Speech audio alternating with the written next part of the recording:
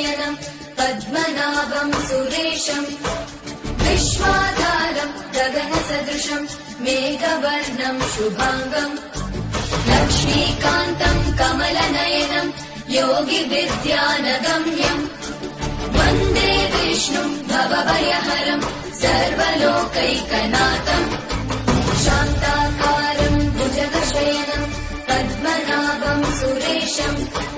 विश्वाधारं गगनसदृशं मेघवर्णं शुभाङ्गं लक्ष्मीकान्तं कमलनयनं योगिविद्यानगम्यम् वन्दे विष्णुं भवभयहरं सर्वलोकैकनाथम्